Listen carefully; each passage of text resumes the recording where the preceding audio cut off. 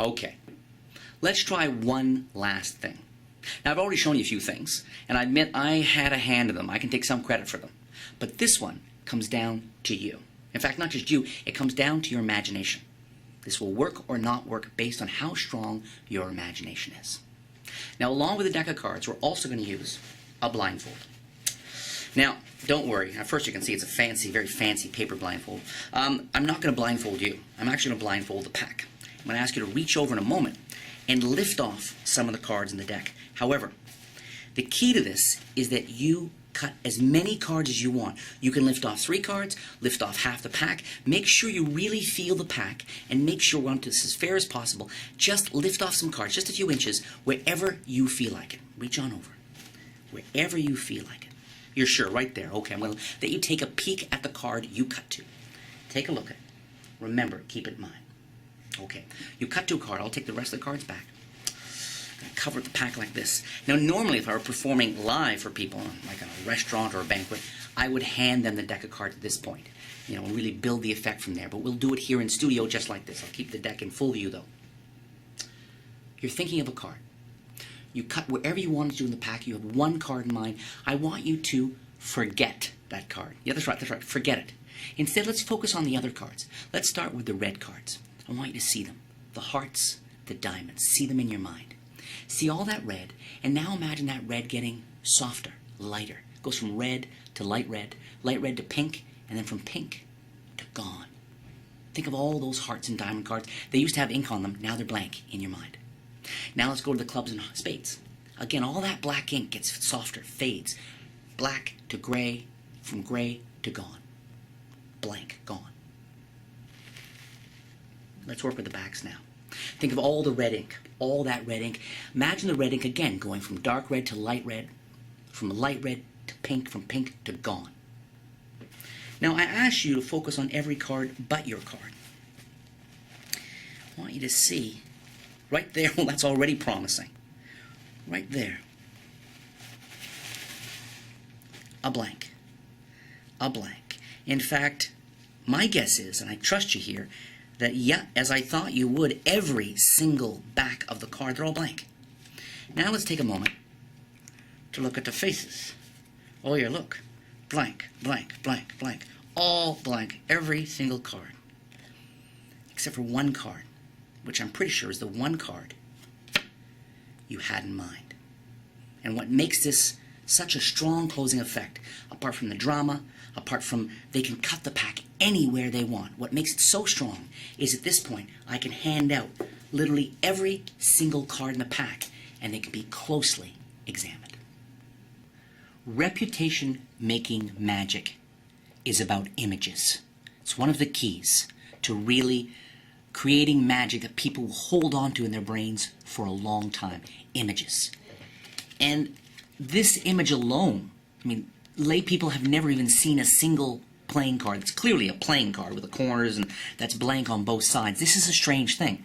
If they found this on the sidewalk and picked it up, they wouldn't know it was a playing card.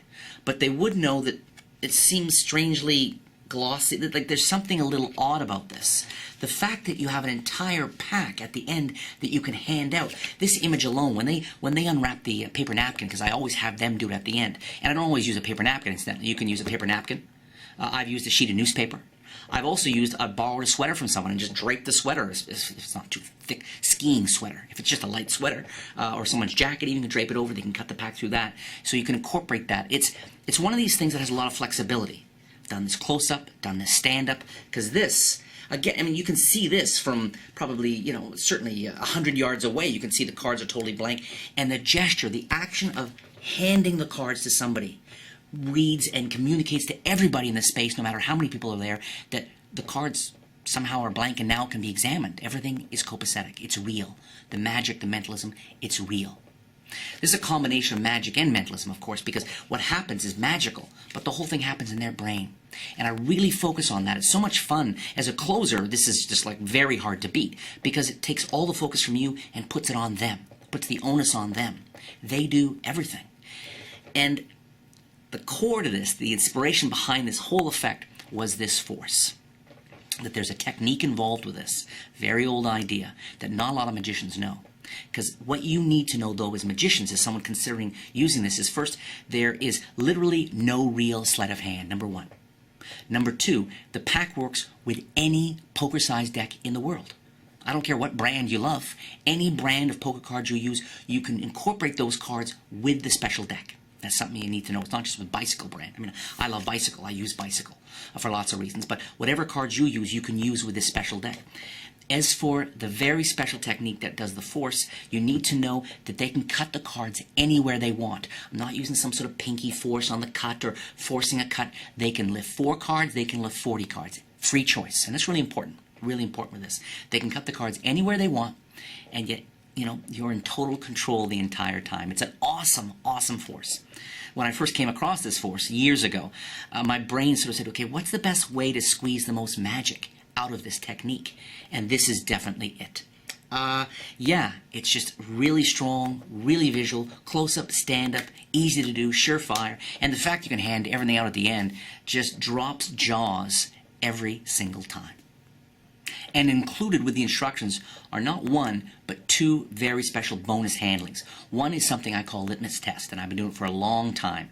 And it's a little bit of sleight of hand, real basic stuff. It's, I think, a really inspired structure, again, about having a card go from blank to face to back, and it's all with a thought of card. And I've been using that for a long, long time. It's a great opening effect, actually. While this effect, Brainwash, is actually a great closing effect, LITMUS is a great opening effect. Really perfect for walk around, perfect for banquets. I also include, for the very first time available anywhere, my signed card version of Brainwash, because to do it in this way is great, but if you can do it with a signed card, you get that extra level of investment from the audience. And the final image spreading through, and they're all blank, both sides, except for the one signed card. I don't think it makes it a better effect necessarily, but it's a great option to have, particularly in those shows, those really special shows where you want to take everything to that next level, right? I mean, there's something about having a signed card that so often takes the magic up a notch or two because of the visuals and because of the emotional investment and all that stuff. So both those bonus effects come complete with Brainwash.